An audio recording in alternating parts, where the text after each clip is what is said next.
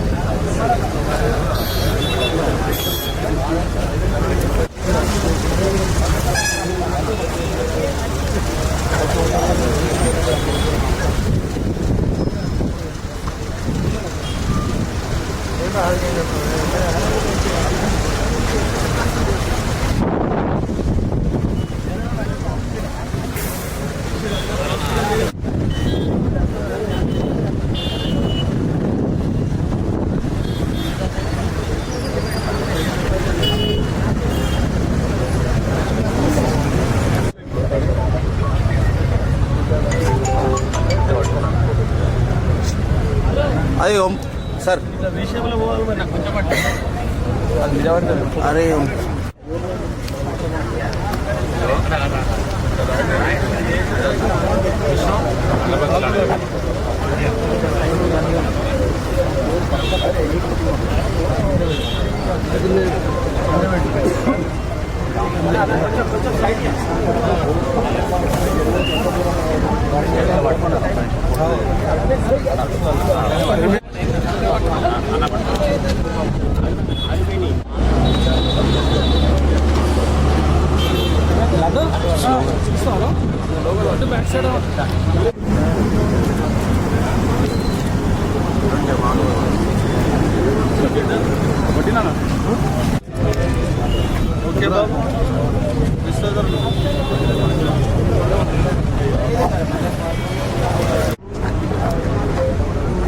ఈరోజు ఈనాటికి పాశమేలారం ప్రాంతంలో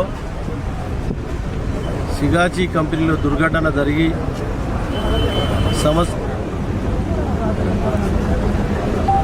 మేనేజ్మెంట్ నిర్లక్ష్యంతో సేఫ్టీ ప్రికాషన్ లేకుండా కంపెనీ నడుపుతూ ఉంటే యాక్సిడెంట్లో 54 మంది చనిపోవడం జరిగింది.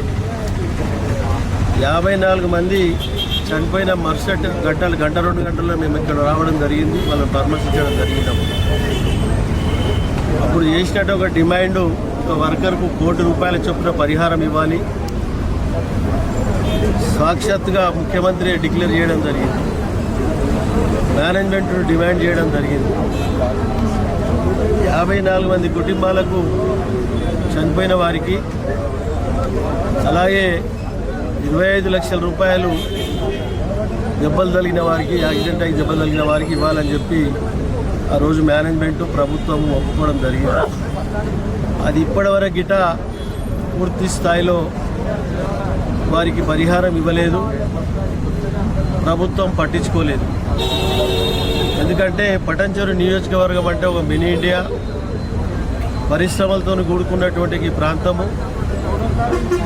ఈ ప్రాంతంలో భారతదేశానికి సంబంధించిన వర్కర్స్ అందరూ పనిచేస్తూ ఉంటారు. వాళ్ళ కుటుంబాలన్నీ చిన్నాభిన్నం అయ్యడం జరిగింది. అక్కడ మేనేజ్మెంట్ స్పందించలేదు, మేనేజ్మెంట్ మీద లేబర్ డిపార్ట్మెంట్ కూడా యాక్షన్ తీసుకోలేదు. అక్కడ లేబర్ మినిస్టర్ వివేక్ గిట దీని విషయంలో ఎక్కడ ఏ ఒక్కనాడు గిట పట్టించుకున్న పాపాన అవ్వలేడు. రాష్ట్ర ప్రభుత్వం స్పందించి మేనేజ్మెంట్ వారిని, డిపార్ట్మెంట్ వారిని కలిసి కూర్చొని పెట్టి వాళ్ళకి పరిహారం ఇప్పించిన పాపాన అవ్వలేదు, దాని గురించి ఆలోచన చేసిన పాపాన అవ్వలేదు. దాన్ని పూర్తి స్థాయిలో దాన్ని డిమాండ్ చేస్తూ ఉన్నాం. చనిపోయిన వారికి ₹1 కోటి చొప్పున పరిహారం చెల్లించవలసిందే,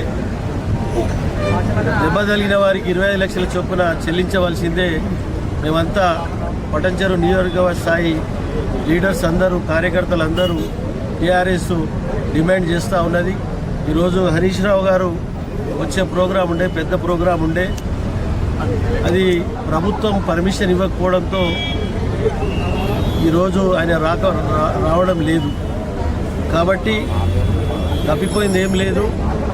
చనిపోయిన కుటుంబాలకు ఈ ప్రాంత ప్రజలు, ఈ ప్రాంత నాయకత్వం, టీఆర్ఎస్ పార్టీ అండగా ఉంటుంది. వారికి ₹1 కోటి ఇచ్చేంత వరకు పోరాటం చేస్తాం, ప్రభుత్వం మీద ఒత్తిడి చేస్తాం.